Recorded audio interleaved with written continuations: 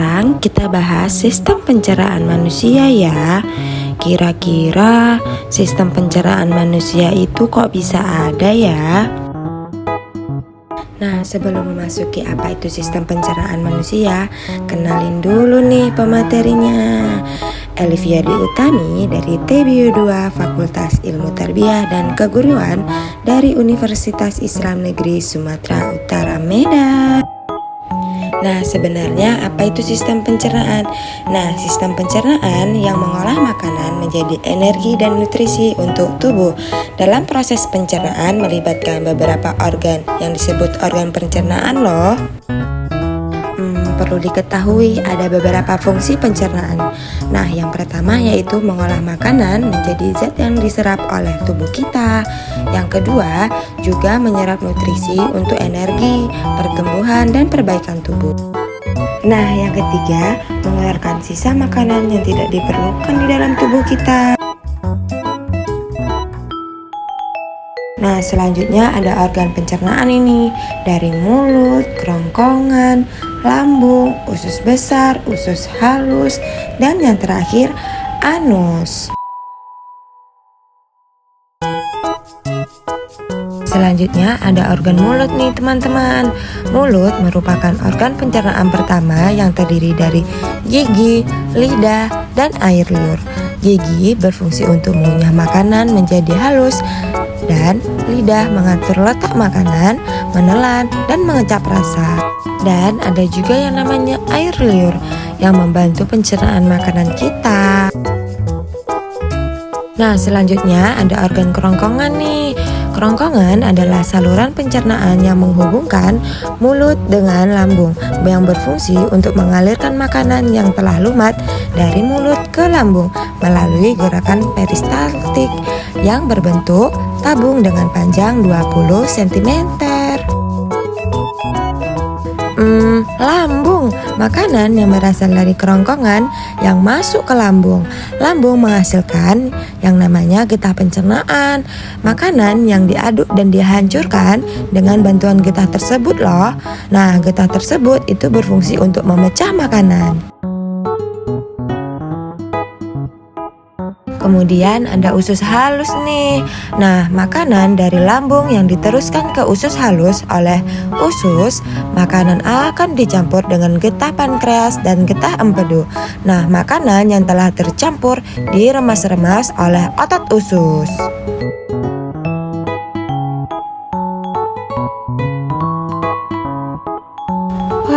Ada usus besar. Usus besar itu bersambungan dengan usus halus loh. Permukaan usus besar disebut dengan usus buntu. Di dalam usus besar terjadi penghancuran sisa-sisa makanan dengan bantuan bakteri pembusuk di dalam usus besar tersebut. Ternyata ada ya.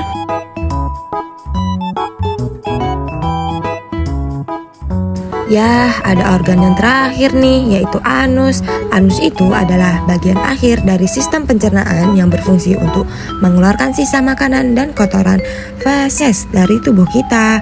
Jadi, makanan akan dikeluarkan nih ternyata.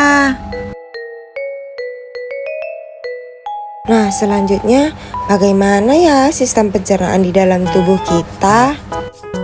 Nah, pencernaan dimulai dari mulut pertama, yaitu gigi memotong makanan yang kemudian ada kelenjar di dalamnya yang dinamakan enzim yang berfungsi untuk menghaluskan makanan.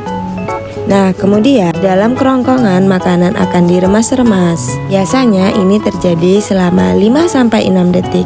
Kemudian masuk ke dalam lambung. Di dalam lambung terdapat cairan enzim yang berfungsi untuk melumatkan dan mencampurkan makanan di asam lambung. Nah, setelah di dalam lambung, makanan tersebut masuk ke usus kecil, di mana di dalam usus kecil ini itu menyerap bagian protein, karbohidrat yang akan diserap oleh tubuh. Kemudian di dalam pankreas, yang di dalamnya ada hati dan pankreas, di mana membantu proses pencernaan dan penyerapan nutrisi yang akan di dalam tubuh kita. Nah, di dalam usus kecil itu seperti pipa yang berdiameter 3-5 cm.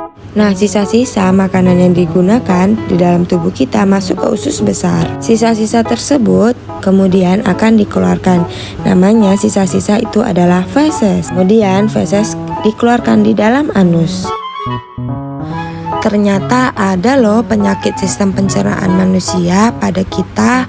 Yang pertama yaitu diare, di mana diare ini adalah peningkatan frekuensi buang air besar yang disertai dengan feses cair.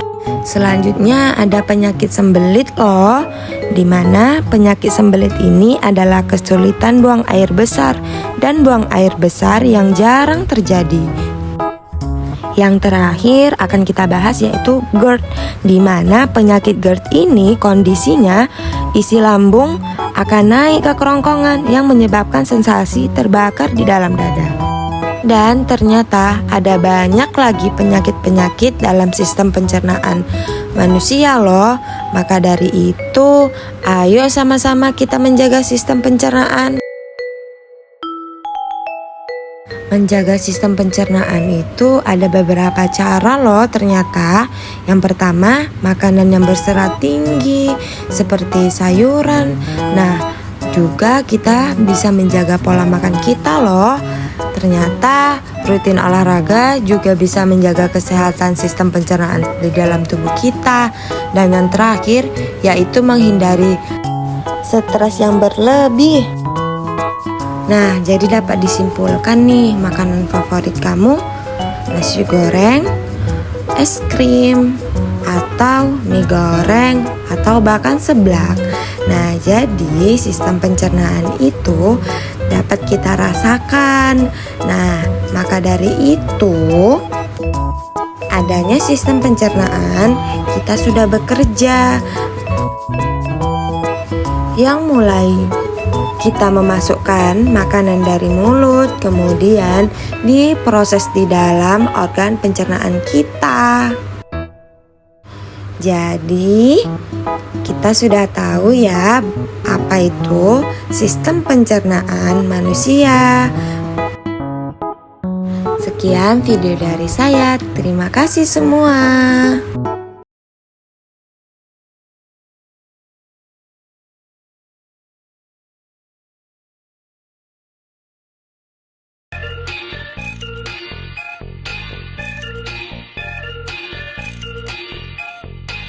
Beragam pilihan jajanan menarik yang dijajakan di lingkungan sekolah membuat anak terkadang tak memikirkan kebersihannya. Kegemaran anak-anak jajan di sekolah ini menimbulkan kekhawatiran bagi orang tua. Pasalnya, menurut hasil survei Balai Besar Pengawasan Obat dan Makanan, sebanyak 44% jajanan untuk anak sekolah saat ini tidak memenuhi syarat kesehatan. Sebagian diantaranya mengandung zat yang tidak dianjurkan, seperti pengawet, formalin, rodamin, serta terkontaminasi kuman dan bakteri yang berbahaya.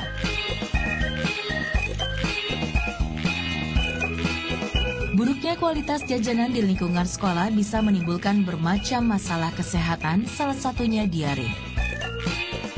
Penyakit yang disebabkan oleh parasit, bakteri, dan virus ini sangat mudah menjangkit tubuh si kecil. Meskipun terlihat sepele, menurut UNICEF, diare sudah berhasil menginfeksi sekitar 1,87 juta jiwa anak di dunia.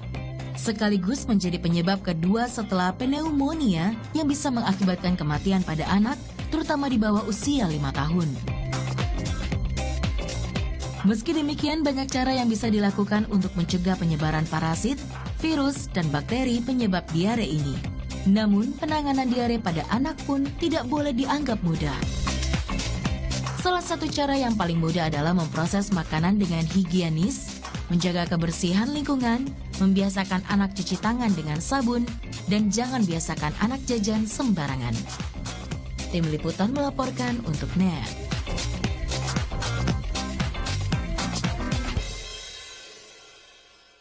Nah, waspada.